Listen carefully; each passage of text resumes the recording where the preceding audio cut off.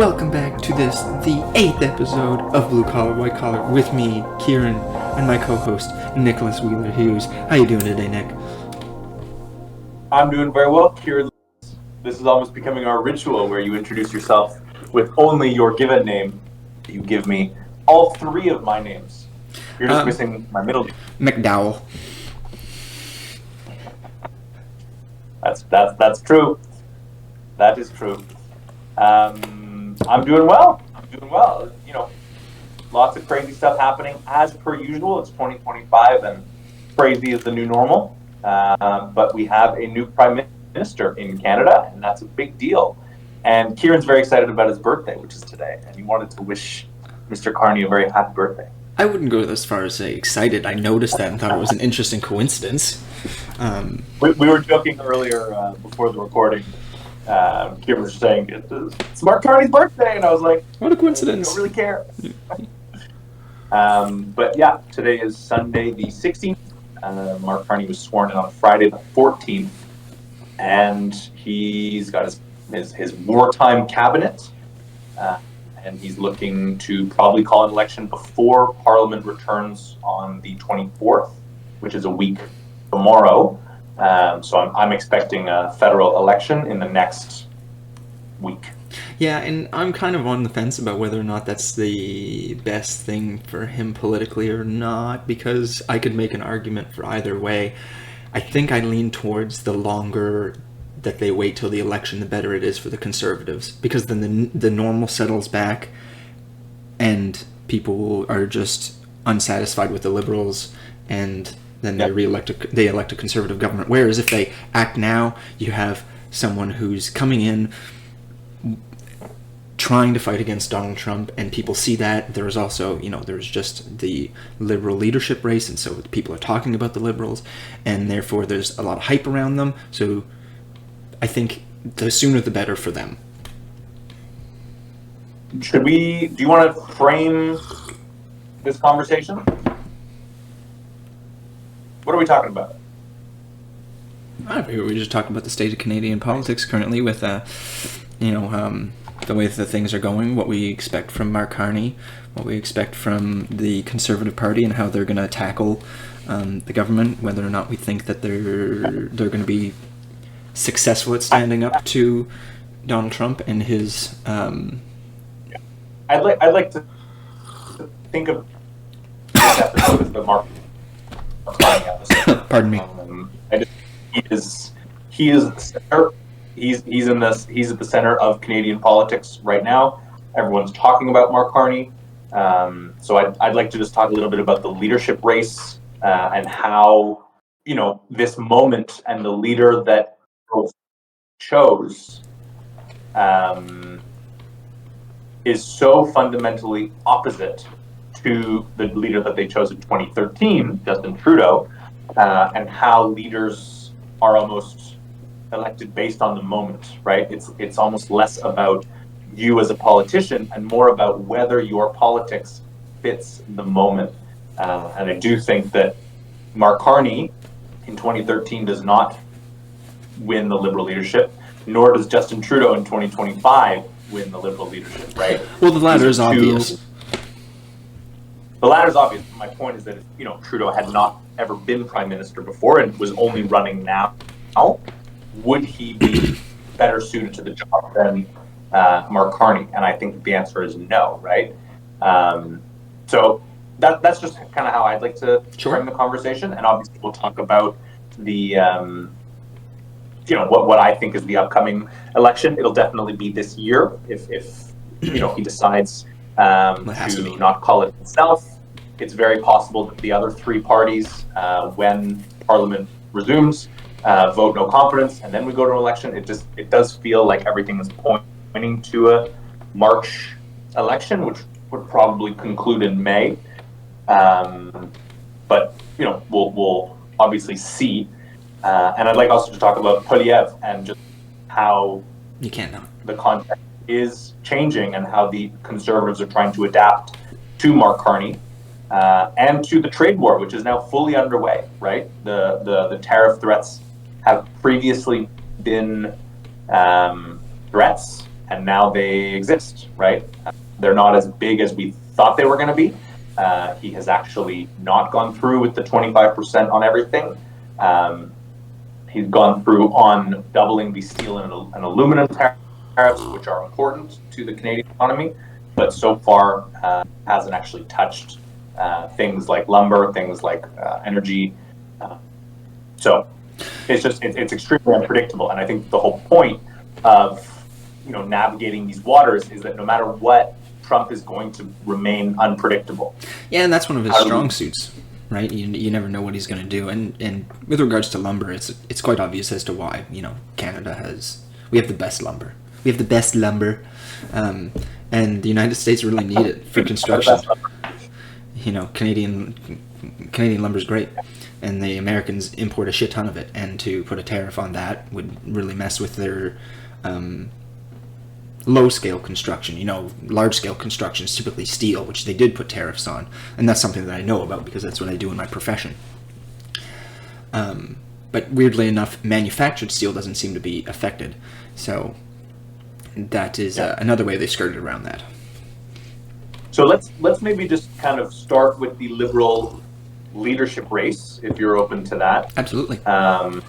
What did you make of the race? What did you make of the results? What did you think? I think it pretty much unfolded exactly how it seemed like it would from the start. Unfortunately, I really liked Frank Bayless, weirdly enough, and would have liked to have seen him do better. Maybe he'll have a chance to do better in the future. But it was pretty obvious from the start, the way that everyone was talking, that Mark Carney either had it in the bag or was neck and neck with Chrystia Freeland, with her tailing behind. But it really didn't seem like she had the support of everyone, considering they didn't get rid of Trudeau, but Trudeau got rid of himself, and he had a lot of negative baggage, and she's highly associated with him. Even though she tried to distance herself from him, it wasn't very successful, and Mark Carney, not being part of the cabinet, not being deputy prime minister, even though he was an advisor, seemed to step away from his Trudeau associations. And one thing that I think they've done really well is because they all said they were getting rid of the carbon tax, except Christina Gould. Karina Gould. Karina, sorry, yes, I apologize. There was Karina and a Chrystia. Yeah, that's why I got fucked up. They've really undermined the campaign that the Conservative Party was hoping to wage against them of the carbon tax election. Something that, you're definitely not happy about them getting rid of that, or saying they're going to be getting rid of that. It wasn't.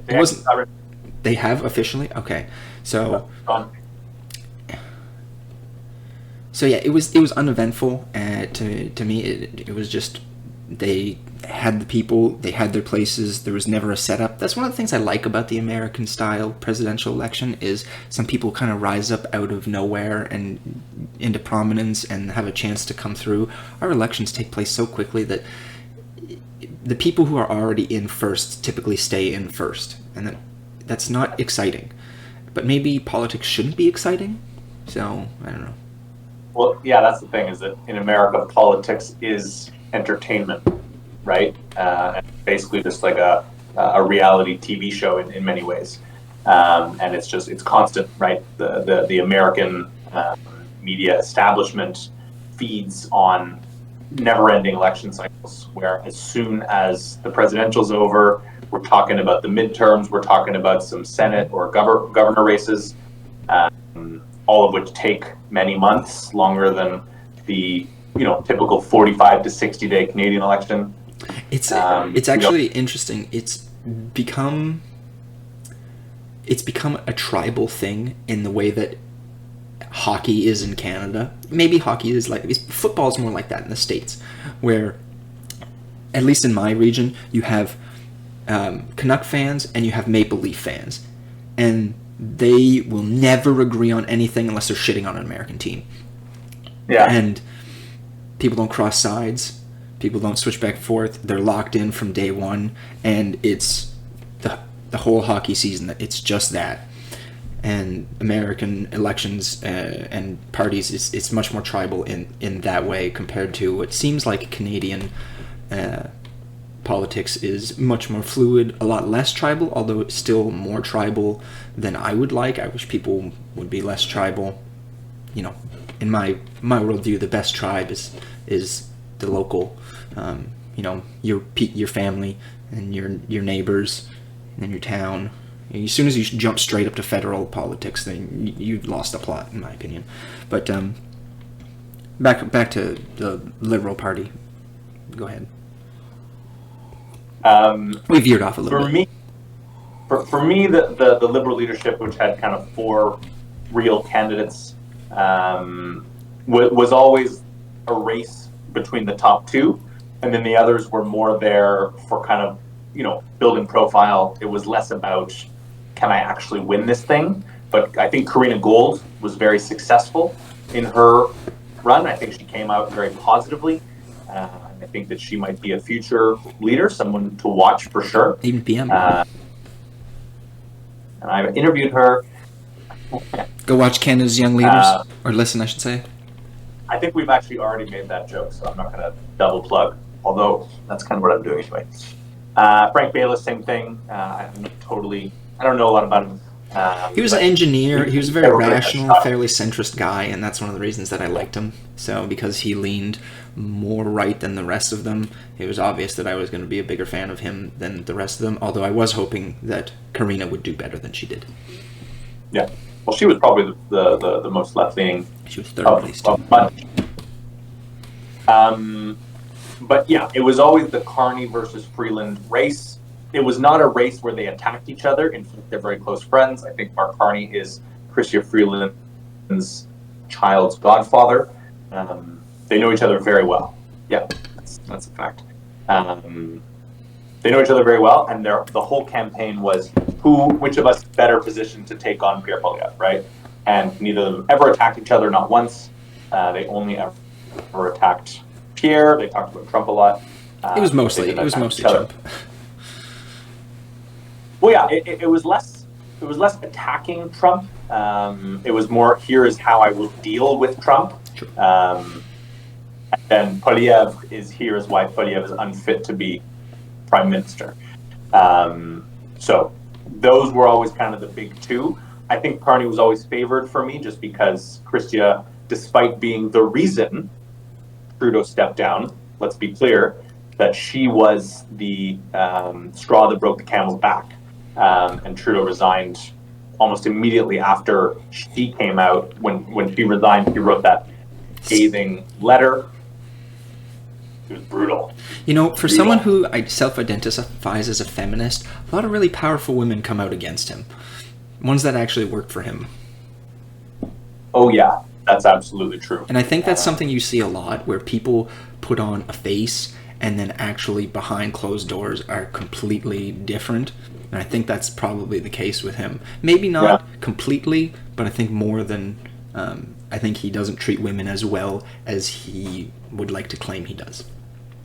Yeah, I'd say that's probably fair. Maybe we even talk about Justin Trudeau's legacy at the end of the episode, given that, you know, Mark Carney's arrival also marks the end of what was almost 10 years of Trudeau, right? This guy has been the main character for most of my political life, right? Like, I really only got into politics in 2015 when he was elected.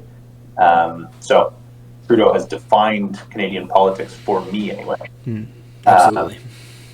As a young person, but yeah, I think just given her proximity to Trudeau, Chrystia was always the underdog between her and Carney, but I don't think anyone expected it to be this much of a blowout. Carney got 10 times the votes that Freeland got. He crushed her. And I'm not surprised that he won. I'm surprised that he won by that much. The party just completely rallied behind him.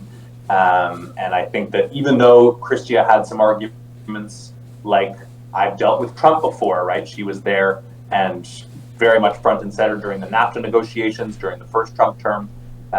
She's done, she has been Trudeau's number 2. And like her or hate her, she's been in some very tough situations before, representing Canada. So I think that was the kind of basis of her campaign. But people wanted a change. Mark Carney has a very impressive resume.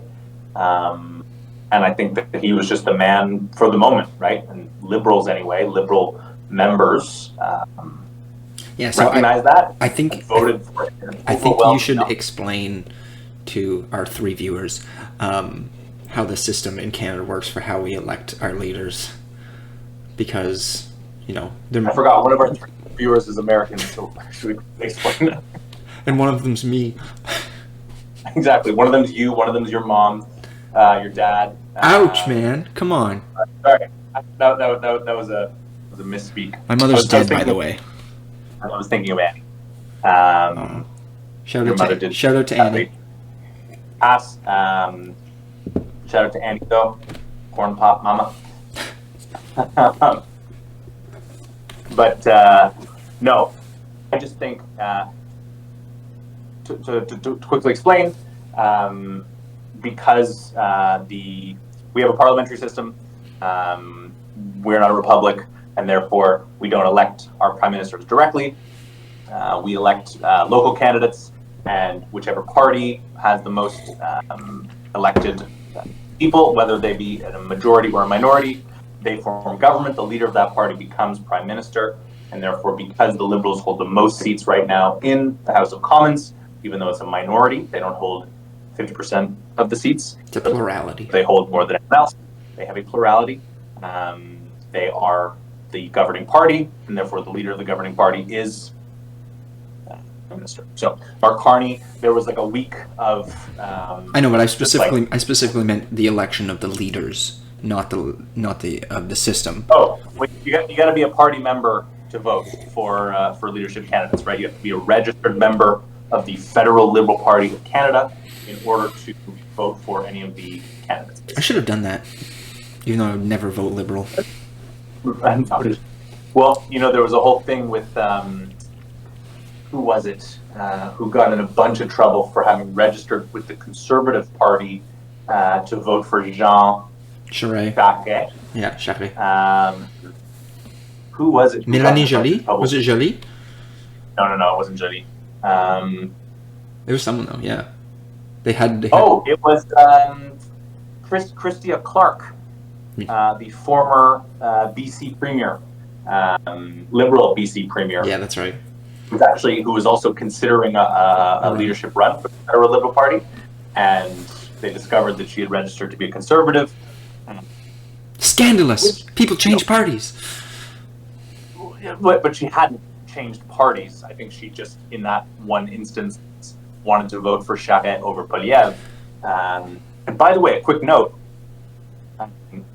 Mark Carney won his leadership by an even wider majority than Poilievre won his leadership. And back in 2022, when Poilievre got elected, he rushed Jean Charest. So we have 2 candidates who are basically the choice of their respective parties. Mm-hmm. And now it's going to be very interesting to see, because I think it's really hard to predict who wins this thing, and the next 2 months are going to be, I think it's anyone's game at this point. As I said, I think if they drag it out and wait till October, I think the Conservative message will pick up again, and people will just, as I said, be tired of the Liberals after 10 years and hand the government to the Conservatives. That's just the way that the wave, the sinusoidal wave of Canadian politics works. But, if they call the election now, I think that's their best chance. Mark Carney wants a mandate from the Canadian people, right? Carney has only been given a mandate by the members of the Liberal Party, which make up of the Canadian electorate, right? I think there were something like 130,000 maybe people voted in the Liberal leadership race.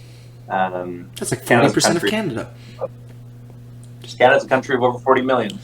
I think we're 41 now. Roughly. So to say that Mark Carney has been given a mandate by Canadians would be false, right? He's been given a mandate by a group of people who align with the Liberal Party of Canada. Maybe before we kind of get into bigger stuff, just to kind of go back to this point about Carney being the man of the moment, Mark Carney fits this moment very well, right? He's someone who has navigated economic crises before. And as such, I think that's probably the biggest reason, more even than his kind of distance from Trudeau, because obviously he's framed himself as an outsider. He has never been elected to office before. He's a banker, right? But he was a banker, and he was in fact the governor of the Bank of Canada during the 2008 financial crisis. And the governor of the Bank of the UK during Brexit. That's exactly right. The man knows how to run a bank. Like him or hate him, and most people like him, although there are definitely things that you can point to that are not great. He has still been in those tough situations before, right?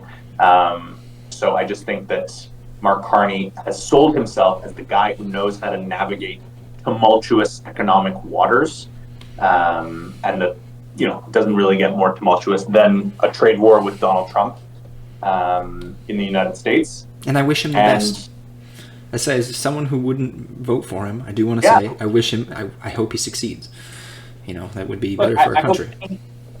I hope any Canadian Prime Minister succeeds, right? Like if it's a two-way race, I definitely prefer Carney over Poilievre. But if Poilievre wins, I would, right? I want him to defend Canada from this new threat to the South. Canada cannot be the 51st state. That's not on the table. Everything changed when the Americans attacked. Yeah, exactly. That's funny. We should almost do something with that. When the world needed him most, Justin Trudeau vanished. Yeah. I don't think this is when the world needed Justin Trudeau the most. Nope. I had to make the Avatar joke, though. Yeah. But, it will be very interesting to see how this goes. I think that the election is going to be less about what they promise Carney and Poilievre, and it's going to actually come down more to a bit of a referendum on Carney himself, because Carney is going to have to do two things. He's going to have to run in the election, and he's going to have to govern, right? Because he's still prime minister, and he's still going to be dealing with Trump. Trump doesn't care about the cycle of our elections, right? He doesn't care. He's not waiting to do things based on when it's convenient or inconvenient for us. Be nice, though. He's paying so little attention to what's going on up here. He's aware, obviously, of Carney. He's aware of Poilievre. But I don't think that he really gives a fuck who it is. Some people say, "Oh, he wants Poilievre because Poilievre is just like him." Donald Trump has actually said out loud, "I don't know that I like Pierre Poilievre because he's not MAGA." Well, here's the thing: if you are a Canada First Prime Minister, which if he is a Canadian Donald Trump, some people have said that, I don't believe that, but if you say that, then he's going to put our needs first, and that's not what Donald Trump would want. Donald Trump would want someone who is willing to bend to his will. You can't have two people who are putting the country. That's actually what I would prefer. You put two leaders who put their country's best interest, and then they come to a deal that benefits everyone the best that they can, instead of one party folding to the other. So, to my knowledge, Carney and Trump have not spoken yet. That's going to happen very soon, though, right? And I think that when we get details of what happened in that conversation and what the kind of aftermath is going to be, that's going to mean a lot for Carney, because what we're looking for, what I think Canadians are looking for, is someone who can deal with Trump. We knew Trump didn't like Trudeau. To what extent that had an impact on his decision to impose tariffs, I don't know how big it was. I think he wanted to impose tariffs no matter who it was. But Trump likes certain people and doesn't like certain people. And I think that he respects strength. I don't think that Carney or anyone coming out saying, yeah, well, I don't agree with the 51st state stuff, but there are some things that I'd like to work with Trump on. Like, I think you got to come out tough against him, because not only is that going to be appealing to the Canadian electorate, but it actually is also going to be appealing to Trump. Now, you don't want to insult him. You don't want to come out as like, oh, this guy's such an idiot, because that's not going to do you any favors, right? But to come out as a strong defender of your country is, I think absolutely the right call, and I think Carney did that pretty well. It seems like he's done that so far. But yeah,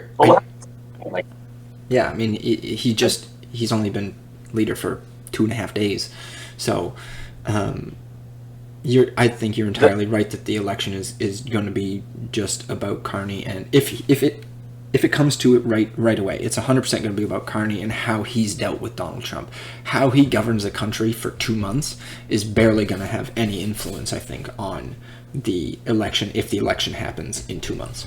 I think it's entirely going to be how he reacts to Donald Trump, how he pushes back, where he pushes back, and if people are satisfied with the amount that he has. If he's able to balance that tight, if he's able to walk that tightrope, then he has a much better chance of succeeding, even if I don't give him great odds to start out with. He's, weirdly enough, even though he's the prime minister, I think he's the underdog in the election against the Conservatives no matter what. Yeah, it's tough to say, right? Because Carney's new, but Liberals have been in power for a long time. And what the Conservatives are going to do, 1,000%, is try to frame this as a fourth Liberal term, right? I think we've already been hearing that from Poilievre and the Conservatives, that we cannot give the Liberals a fourth term. Look what they've done in the first three. We can't give them a fourth, right? So I'm not totally convinced either that Carney's going to win. I just think that, like, when I was looking at the Liberal leadership race, I felt pretty confident that Carney was going to win. But when I look at this race, I really struggle to make a strong prediction, because we've entered into a period where things change so quickly, right? With Trump, things can change so quickly.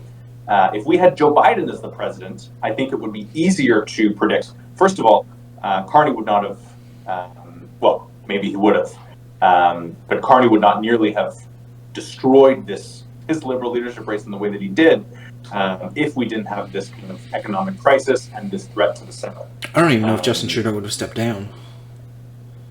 Because one of the reasons that Chrystia Freeland did what she did was because of the incoming tariffs that were basically promised, and her reaction, and Trudeau's reaction to it, I mean. Yeah, Trudeau was very unpopular as of 2023, right? He was really sinking, and then he had a rough 2 years. So I don't know. I think Trudeau actually hung in there because he planned to, in some way, shape, or form, capitalize on either of, whoever won the presidential, whether it be Trump or Kamala, that he was going to try to spin that in a way that was favorable to him. But obviously that didn't work. There's a whole theme of leaders staying on longer than they should, right? My new thing, by the way, this is totally off subject. Chuck Schumer, the Democratic Senate he's leader, an idiot? has got to go. Oh yeah, because he's an idiot. He's not an idiot. Yeah. He's completely out of touch. Yeah, agreed. And I was listening to, he did the New York Times podcast, The Interview, and this actually just came out this morning, and I listened to it today. And he is so not getting what is happening, and his kind of, we are the party of the working class, and all Trump wants to do is give tax cuts to billionaires. Like, it's so out of touch with what's really happening. And not to get into American politics, but the Democratic Party just saying we're the party of the working people is not enough. Well, it doesn't make it accurate, right? Either. You have to prove it, right? And they haven't been proving it. And Chuck Schumer does not seem to understand that. He actually voted with the Republicans. Again, sorry, viewer. Welcome to another episode of Nick Rants About American Politics, especially Donald Trump, but not in this case. Schumer voted for the Republican bill to avoid a government shutdown, which has all kinds of crazy cuts. And his argument was cuts and a increases. partisan bill. Military increases. That's right. But this partisan bill is, not good. But a government shutdown is even worse. But he alienated his entire party. He alienated his entire party, and it's so clear to me that he's out of touch, both with his party and with the American people. The guy's 75. He's not Biden 80, 81. Biden was 82. Hey, it's not about age, man. Bernie Sanders is like 86, and he's as sharp as a javelin missile. Look, I'm just saying Chuck Schumer needs to go. That's all. Cheers to that. But back to our full conversation. Okay, so tell me. I do think that. Okay, continue. I'll let you go first. No, you go. I was just going to ask you what your thoughts specifically on Mark Carney as a person, as a politician, what his plan is, because I know he had that speech that he gave, and I only listened to snippets of it because, as a working class father and husband, I don't have the time to do. I don't have time to listen to all sorts of things. Some of us can listen. Some of us can watch all of Star Wars, and others of us can't even watch a single Lord of the Rings movie. So. You love throwing that out there. As a father. Yeah, I do. Father, I never have time for anything. It's great. It's a great excuse. You just throw that out there all the time. Yeah, I have progeny. What do I think about Carney as a person? And what his plan? Like.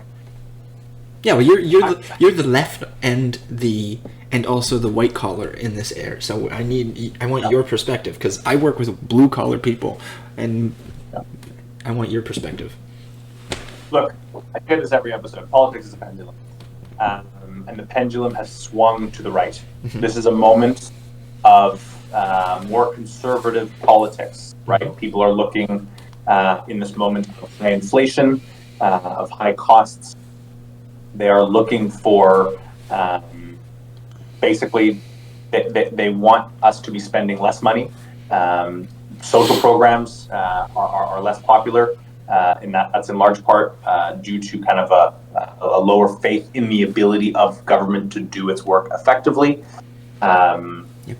Carney is not of the left, right? You can say that if you had to put him on one side or the other, he'd probably be a slightly to the left centrist. You could say he's an economic conservative, but a socially progressive. I don't really like that. I think that's that kind of even though I've used that kind of description, it's like too simple. It's too simplified. It doesn't give an accurate description, because I could say the same thing about myself, but his and my politics are very different. Right. Yes, I think a lot of people can say that about themselves, and frankly, I don't buy it. I think it's an excuse for whether you're a leftist or a right or a more, I was about to say rightist. It's funny how there's different words for that, leftist or right wing. Right. Yeah, it's kind of just like it's a way to say something without actually saying anything, right? So yeah, I think that Mark Carney is very much a centrist. I am not surprised because of Trump to the south. This is not a moment where people are hungry for big social programs in housing, in education. Now, do we need these things? Yes. Can we afford them right now? Probably not. But more fundamentally, people's faith in government right now is very low, right? And we see this in the States more than here. We're a more liberal country than the States are.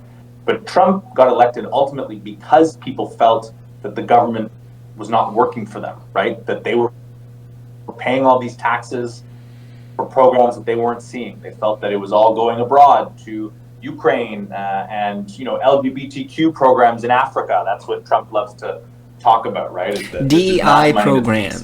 DEI programs. You got to be specific, because right. I actually, when they say things like that, there's a big difference between DEI in the United States and DEI in Africa and the Middle East, where promoting women is actually a thing that is not done in those countries. So I hate that they relabeled a bunch of actually like good things, like trying to get women into, have actual freedom in those countries. Yes. Is very different from DEI as a concept in the West. So anyway, I just had to rant. Yeah, we could do a whole episode on that, and we should. So yeah, am I crazy about Mark Carney? No. Would I, rather see someone like, I'm a Bernie Sanders guy, right? I really believe that government can and should work for people. I think that decades of kind of neoliberal cuts, I think that, just this kind of framework of let's move away from feeling like we are a society in which we all help each other. There has been more and more individualism that has been promoted, where it's just about me and my bottom line. I think that as a result, big government programs that are supposed to, work for society as a whole, have been undermined. And now we look at things like education, we look at healthcare, and we think about how, yeah, totally, right? Like public care is just not great these days. And so it's just a very blatant example of government failing. And so we have kind of shifted to a place where people want more freedom to, let's say have a lower tax bill so that they themselves can maybe afford a private this or a private that, right? So I think that as a whole, it's very discouraging. And just the election of Trump, and we did episodes about this, like is still devastating to me, because I sincerely believe in government, and Trump represents the failure of government to deliver, right? I think that more fundamentally than anything, Trump represents people's shattered faith in government.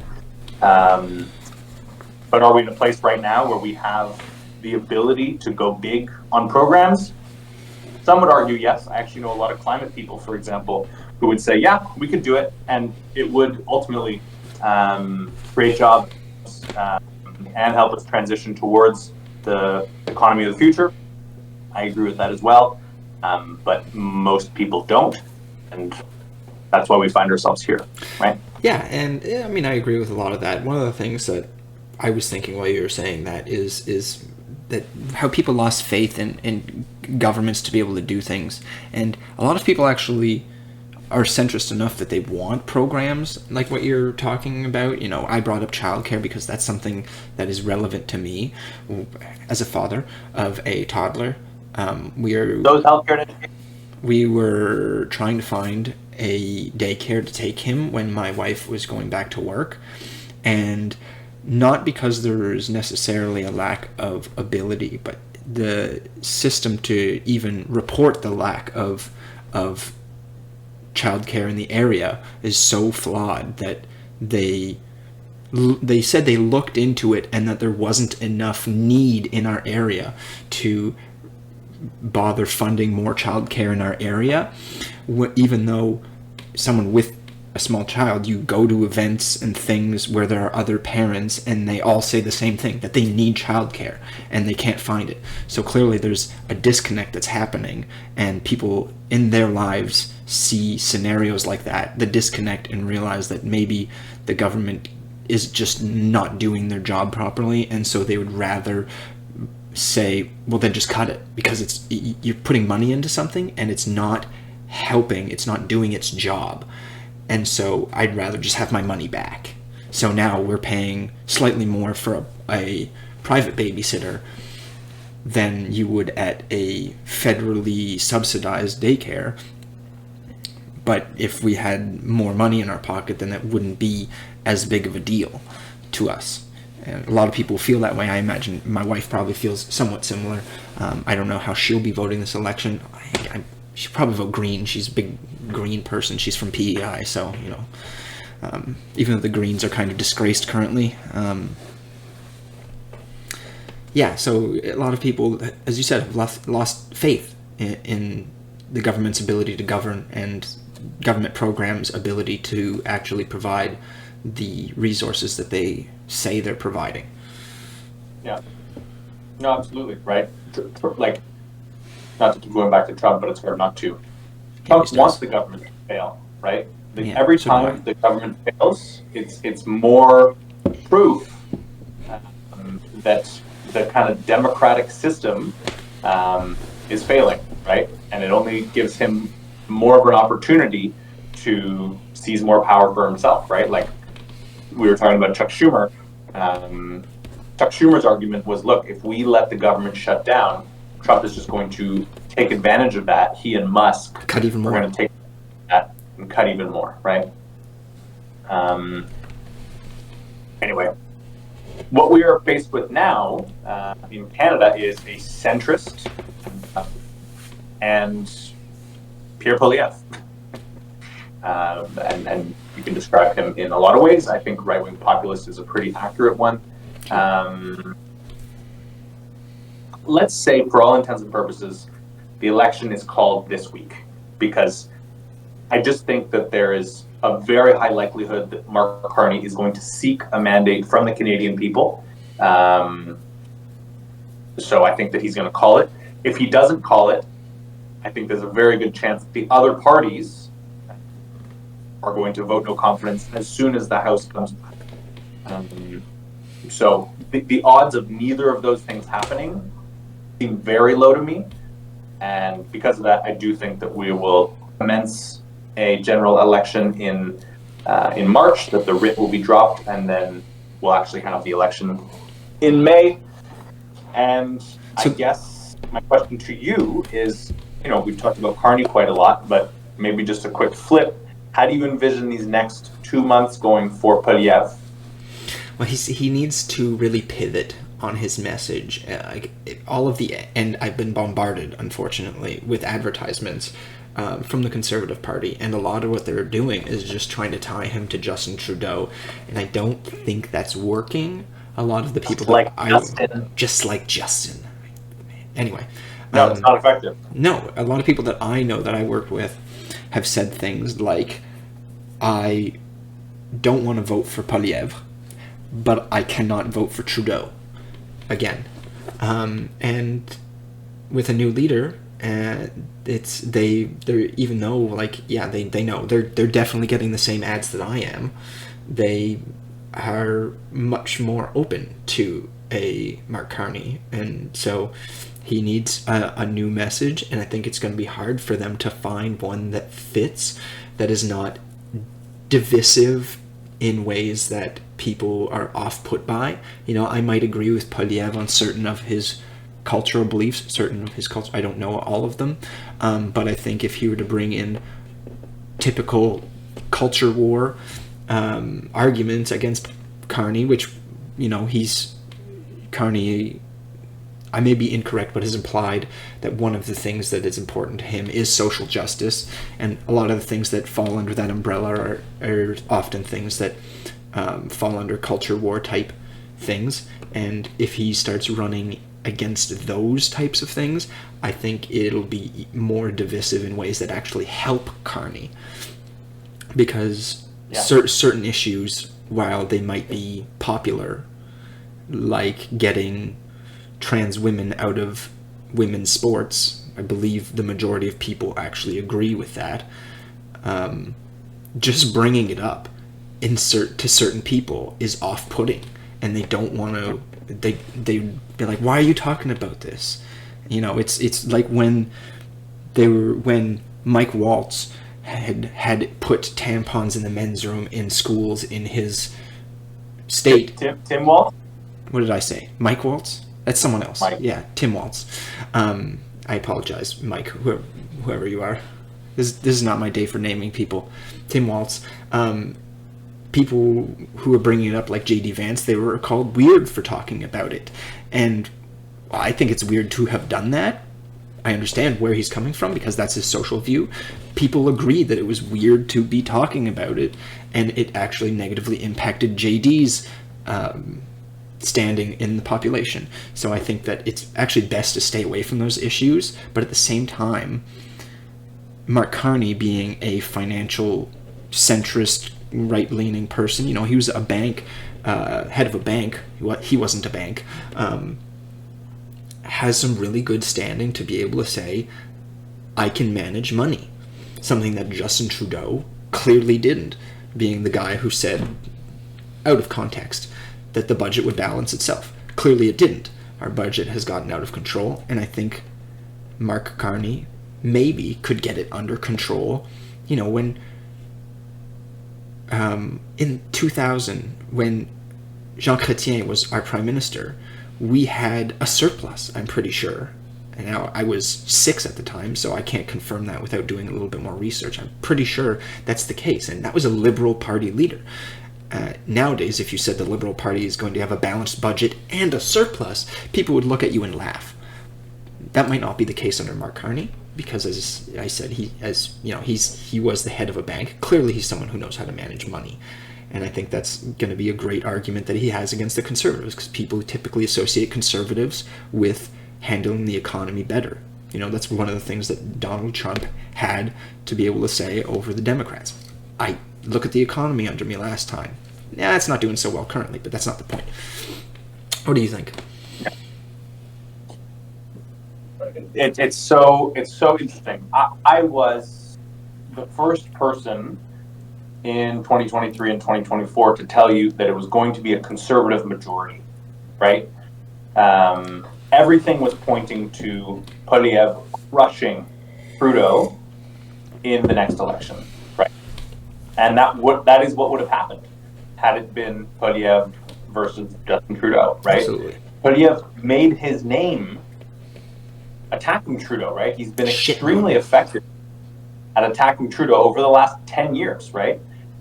Even before he was leader, he was often the attack dog for the Conservatives, going after Trudeau on everything from the We scandal, if you'll recall that, a long time ago. Or the SNC Lavalin. SNC Lavalin. With, Jeez, what year was that? That's a long time ago. Very old. That was like 2018. I think it was earlier than that. Maybe 17. Anyway. No. But he was, he chipped away, right? Trudeau got his majority in 2015, but then he got 2 minorities, right? I think part of that is because Poilievre was effective, and then he ran and absolutely crushed the Conservative leadership race. His fundraising is still through the roof. Mm-hmm. And so I think that 2023, 2024, look at the by-elections, right? Trudeau lost by-elections everywhere. I don't think he won a single one in those 2 years. So Trudeau's star was falling, and it just seemed obvious that Poilievre was going to be the kind of beneficiary of that falling star. But everything has changed since then, right? Trump got elected. Trump is not only waging a trade war, but talking about annexing Canada, right? Trump is interested in our natural resources. He's interested in our water. We got the best resources. Yeah. He likes the idea of a big continental power, right? He likes the idea of looking at a map and pointing to America, not one big thing above Mexico. No, he'll take Mexico too. Come on.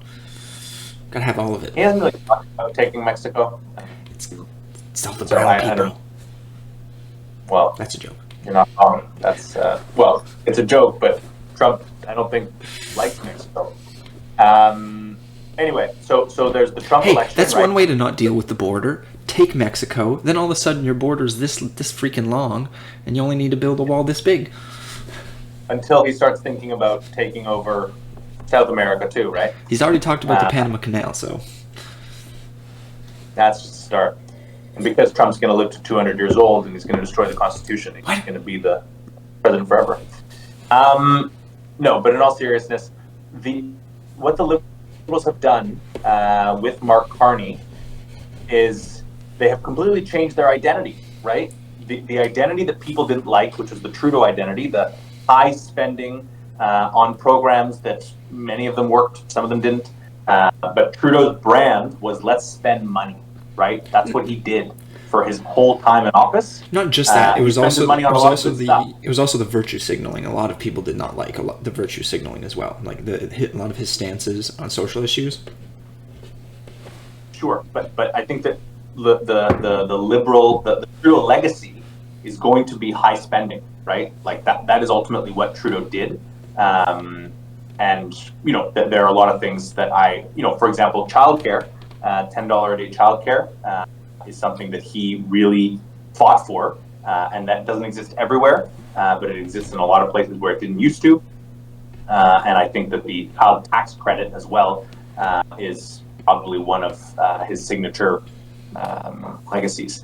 Now, they have totally adapted, where they are now the centrist, fiscally conservative party of Mark Carney, right? And I think that a lot of people, like your friend who was saying, I wouldn't go that Poilievre, far. but I can't. Coworker. Workplace proximity associate. My point is just that there are a lot of people. My grandfather's another one, right? My grandfather was going to vote for Poilievre because he hated Trudeau, but now Trudeau's gone, right? And we have a new guy. I noticed that as well. You weren't even doing a thumbs up this time. If the Conservatives cannot win, okay, this is kind of a fun idea to entertain. If the Conservatives cannot win, it brings into question whether the Conservatives can ever win, right? Because if the Liberals, anytime their leader is unpopular, are able to make a switch to someone who is better suited to the moment, they're just going to keep doing it, right? What if Mark Carney comes in, governs for, let's say, 8 years, gets everything balanced, but he makes a lot of cuts, right? People are kind of, they're upset about this program and that program, and they feel kind of like they felt during the Harper years, which is that we have gone too much towards fiscal conservatism and that we are not spending on programs that we need. And social and then they conservatism. go, okay, well, now we need, now we want someone who's more progressive, more of a leftist. The Liberals go, oh, okay, leadership race. And then who comes in? Karina Gold, for example. And she wins, right? It's unlikely to happen, right? The pendulum has always swung back and forth, and there have been periods in which the Conservatives just reigned supreme, or the Liberals just reigned supreme for times like decades. Are we entering into one of those times? And if Mark Carney wins, the answer might be yes, because Andrew Scheer couldn't win, Aaron O'Toole couldn't win. But if Pierre Poilievre can't win, then who could win for the Conservatives, this version of the Conservatives? Yeah, that's an interesting argument. And, that's actually kind of what you want, is a party that's receptive to the populace. So if the Liberal Party is able to do that. So really in Canada, if you were to build a continuum of left to right, plus 100 minus 100, the Liberal Party isn't 100% of itself on the left. 100% not. I agree. It's 25-75, and then the Conservatives are 100% on one side and the NDP are 100% on the other. So if every once in a while the Liberals are able to dip over into the right, they're able to go, boop, this is where we need to be right now, and that's the country might be a little farther over, but a lot of people also have problems voting for social conservative type things. I don't believe that the Conservative Party has any plans on doing anything with abortion, but that is a topic that even people like me feel uncomfortable when it is broached as something that needs to be reduced, even though personally, in my life, if my friend told me that him and his partner were considering that, I would try and dissuade him from it, because I don't think it's a good thing. As a law, I like the system that we currently have, and I don't have a good philosophical argument as to why, but making a change requires more of an argument than to just keep it the way that it is. So, yeah, if the Liberal Party is able to do that, we could have a Liberal Party that reigns for a long time, as you said, and that wouldn't really be a bad thing. And the Liberals have always kind of been the default party in Canada anyway, right? They're red, and our country is red. No, not like... The country was founded by Conservatives, right? Sure, but that doesn't mean anything. They've for the I'm pretty sure if you were to analyze all the years of who's been in power. I'm pretty sure the Liberals reign supreme in terms of the total number of years. Yeah, but not by a lot. They are the like if you were to ask people, they're kind of like, there's a reason that they're the 25-75 party. Yeah, no, I agree with you. There probably been more liberal years than anything. But like, if you're starting with McDonald, right? It was conservative for like 20 years. You had your That's like Diefenbaker years. That's like 157 years ago. Like that's. Thing. If you're starting from zero, if you're starting from 1867, It matters. I'd say the last 50 years matters a lot more than the last 150 years. Oh, well, now you're changing the calculus. Fair enough. I'm the one who brought up the entire span. So, yeah, you're right about that. Anyway, we'll obviously what happens. Obviously, see what happens. But I do think that it's going to be very interesting to see what happens to the Conservative Party if they lose this one as well. Right? There's going to be some soul searching that's going to happen, because they're going to go, okay, how do we beat these guys? Because we can't seem to beat them in this modern age. But what's so interesting is that we just saw this play out in the States, right?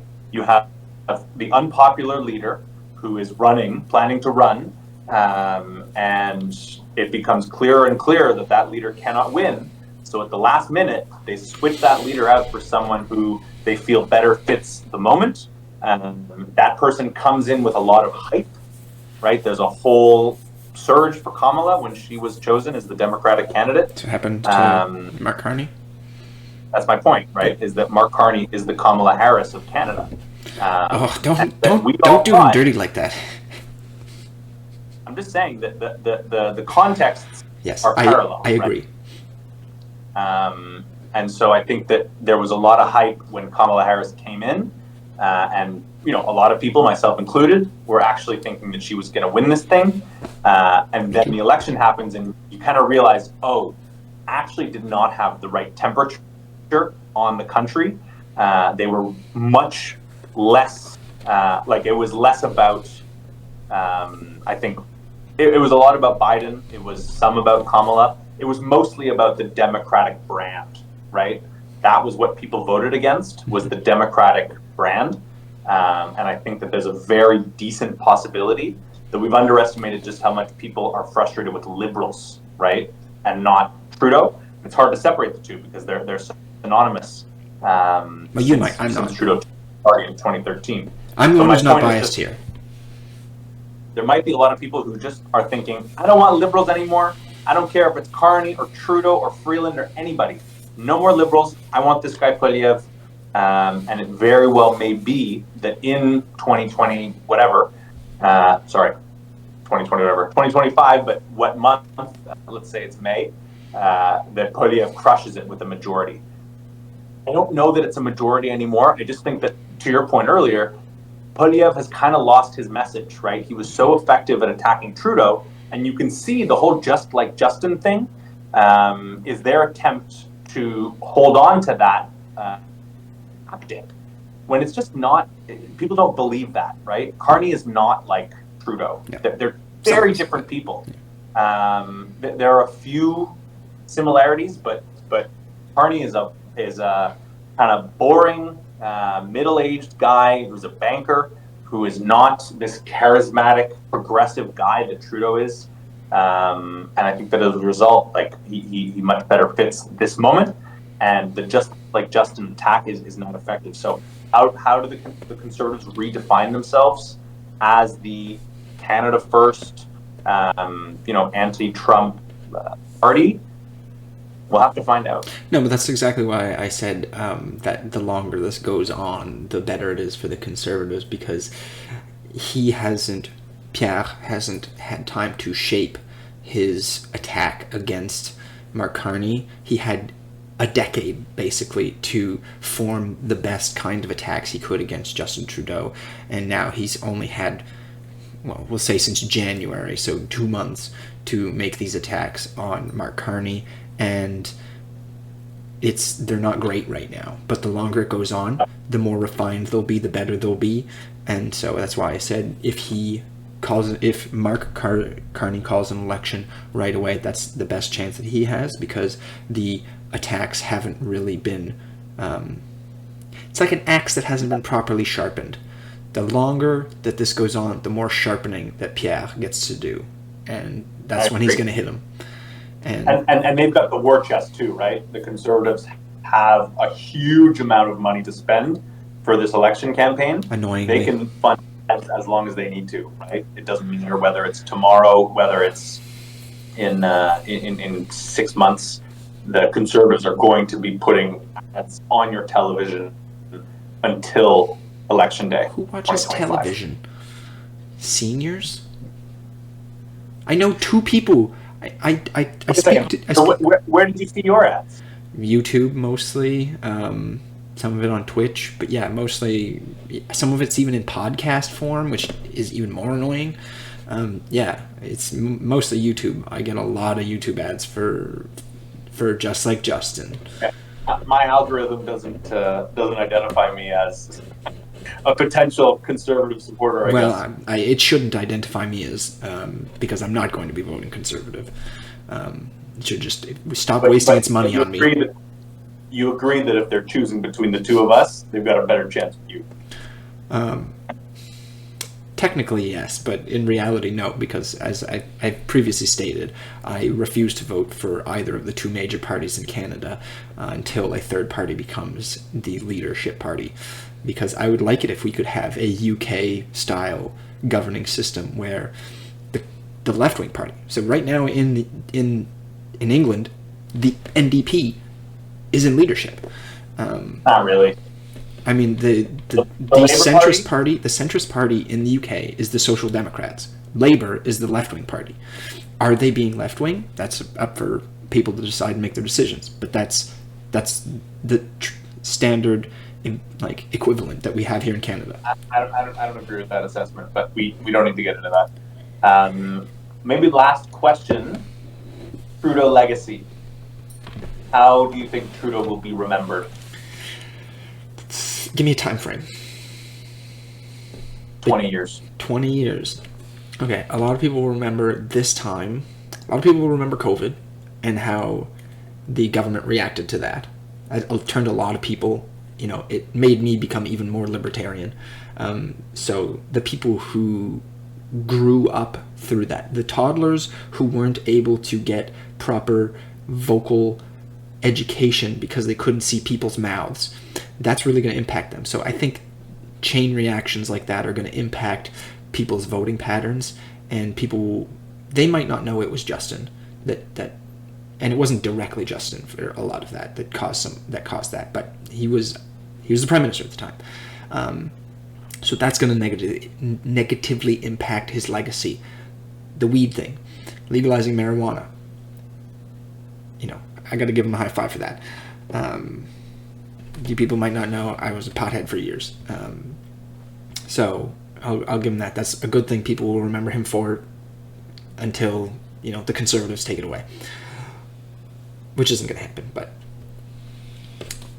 overall, I think I should tell our listeners about the first time that I smoked weed, which was with you, and the way in which I was told to smoke weed, and told this won't sting at all. We're not going to get into that because, we're minors. We're not going to tell stories about doing illegal things, like the crime spree went on. Overall, I don't think he will be remembered very well. I think he will be considered a pretty poor politician, but one that did some good in his time. And I could even foresee, I was joking with my wife earlier today, that someday you're going to see his kids get into politics, and we're going to have another Trudeau in 30, 40 years. I think it's actually pretty possible. It wouldn't surprise me. Do you know how old his kids roughly are? They're fairly young. They're all like adolescents now. They're all okay. Yeah, I'm still thinking this is 10 years ago. So yeah, maybe 20 to 30 years instead of 30 to 40. His eldest kid released music, apparently, like a hip hop artist. It's pretty cringe. That is cringe. Although Someone else that we know who recently released music, check out, I don't remember the name of the song. Nick's sister released a song. Irish Exit. Irish Jenna Exit. Wheeler on Spotify. Check it out. And everywhere you get your music. Plugged. It's a vibe. In the really long time frame, the only thing people are going to remember Justin is legalizing marijuana. I think in 50 years, people aren't going to think about COVID. It'll be like the Spanish flu, where it's a thing that happened. People, like, who was the leader of Canada? Who was the leader of the U.S. during the Spanish flu? Can you tell me that? You might be able to because you're into politics, but most people wouldn't be able to. But if you were to, ask someone like who banned alcohol in the United States, they might have a better idea, because that's something that really, people really hated. So I think that he will be fondly remembered for doing that in the long term, but in the medium term, he won't be remembered very well, and in the short term, he'll be remembered very poorly. As time goes on, I think his reputation will get better. And that's always true, right? You have when leaders lose, it's usually because they're unpopular, right? So not Jean Chrétien. Go Jean Chrétien. So what I think. First of all, I agree with you that weed will probably be his signature policy. It's the only lasting thing that he's done. I don't know that I fully agree with that. But weed is it's such an easy thing to grasp at, right? Just because weed is so popular, so many people smoke weed. My dad does. My dad! Yeah. You know my dad. He legalized it, right? He made it this thing that, sure, it's easier to get, but he changed the identity of what weed is in Canada, right? Which is now very much similar to alcohol, right? It's a recreation. Do you remember how we used to have to purchase marijuana? I did sure some do. sketchy shit. Yeah, exactly. Let me tell you about drug dealers, kids. Oh, they still exist. Sure. They just sell more dangerous things you now. had to go into a guy's house, and it smelled like pot, and you had couches and fucking stoners just hanging out, and you'd kind of stand there and he'd go and get it for you, and that's it. Interestingly, this is one thing that I want to bring up, because this is probably something that a lot of people don't think about. Women probably do, women who do drugs. Well, I was listening to a podcast hosted by a female comedian, and she was talking about how back in the day, you used to have to go to a dude's house, maybe potentially do things you didn't want to do, potentially even be assaulted, just to get some drugs. And nowadays in Canada, unless you're getting hard drugs, you won't have to jerk off some nasty dude, and you won't have to get raped. You go to a store and you pay for it. And I think that's a big deal for a lot of people who used to have to do things that it was awful to even have to consider. As two men, we never had to think about, if we're going to go buy drugs from some sketchy dude, we didn't think that we might be raped. I mean, Okay, maybe. yeah, that was a pretty dark direction to go in. No, but it's a thing, and I think that's an important great that idea. It's accessible. And, yes, This is Kieran's left-wing side coming out. I think, yes, COVID. He was there during COVID. He imposed some, pretty strict rules. He distributed checks. It'll depend on people's perspective, right, as to whether he handled COVID well or not. And how he handled the convoy. Yeah, convoy was big for sure. And if you're a convoy sympathizer, then you're probably very much a Trudeau hater. But here's what I think, is that we're at the beginning of a defining crisis for Canada, which is this whole 51st state business, right? I think that this is going to be the defining issue of Canada for at least the next 4 years. Trump is not going to let this go. And what happens after these 4 years, right, is anyone's guess. But I think that what Trudeau has done in his last 2 months have redeemed him in a way that he otherwise would have left pretty disgraced, right? I think that Trudeau, 2023, 2024, very unpopular. End of 2024, before Trump actually comes into office, I think that he is remembered very negatively. But that in these kind of last 2 months, in his kind of conversations with with Trump, navigating the waters, right? Like we, as of right now, do not have a huge trade war. It's happening, and it's probably still going to escalate. But I think that given the cards that Trudeau was dealt, I think that he's pretty much handled it as well as he could. And I think that he'll be remembered positively for that, right? Talking about, and in his kind of exit speech at the Liberal Convention where Carney was elected, he was talking a lot about the pride of Canada, right? And just what it means to be Canadian. We are distinct. We are not American. We are very much our own nation, our own people, with our own culture. It's interesting because this is also the guy who said that Canada's a post-national country. Right. Just to finish the point, I think that the way that Trudeau talked about Canada, his very obvious love of this country, right? I think he is a deeply patriotic person, like him or hate him.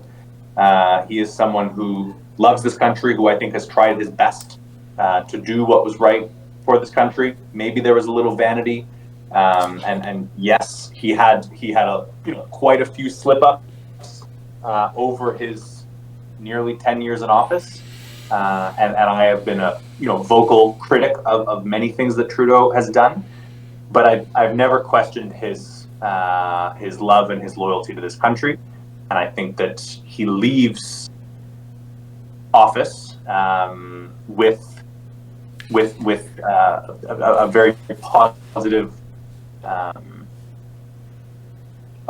image of what the best of Canada is.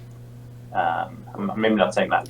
No, I understand because I would have to agree that 2025 Justin Trudeau has done Canada right, and this is not someone who likes Justin Trudeau. I'm sure as a person he's a nice fellow. But he has stood up for us, other than, resigning in the face of, utter annihilation. He should have resigned earlier. It's not that he should have stayed. He should have resigned earlier.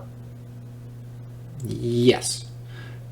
I don't think it was cowardice for him to resign. No, I think he, as a patriotic move. I think that the vanity in him wanted to stay, and the vanity in him is what kept him in office throughout much of 2024. When he actually could have stepped down and given the party a longer time to decide on a new leader. Yes, I agree with that. I agree with that. My point was just that was in 2025, and I said 2025 Trudeau has done Canada right. And you can make an argument that was doing Canada right because he stepped down when Canada didn't want him anymore. He's stood up for what he believes in. He stood up for Canada. Again, I will thank you, Donald J. Trump. You have instilled Canada with a nationalism and a patriotism that we had not have for a long time, and it's wonderful. It's great to see Canada. You wouldn't believe the amount of Canada flags that people are buying. We don't sell this many on Canada Day or leading up to Canada Day. We're buying local now, baby. We are buying local. Yeah, exactly.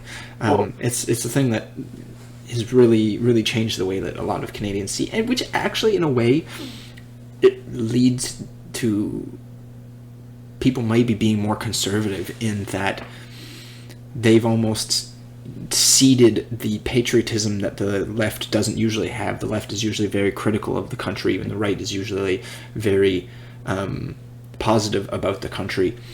And it's almost like when Kamala ceded the immigration debate to the right, that it might actually negatively impact the Liberal Party in that way, but it's hard to say because you never really know.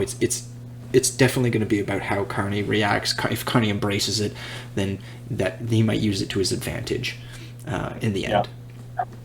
No, look, to your point, right? Like there is this swell of Canadian patriotism in the, as a reaction to Trump, and I think that Trudeau has kind of rallied that patriotism and fed that patriotism, and people looked to him and the way that he spoke, the way that he really stood up for Canada. There was never any question of relenting to Trump. There was he was firm from the start. Canada will never be the 51st state, and he really upheld that, and I thank him for it.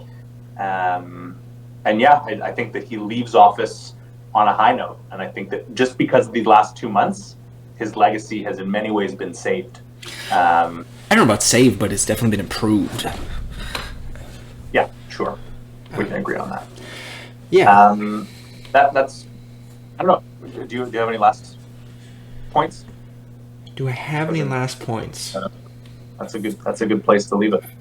I think so. The only thing I would like to discuss, I think, is best discussed at a later date once the election's actually been called.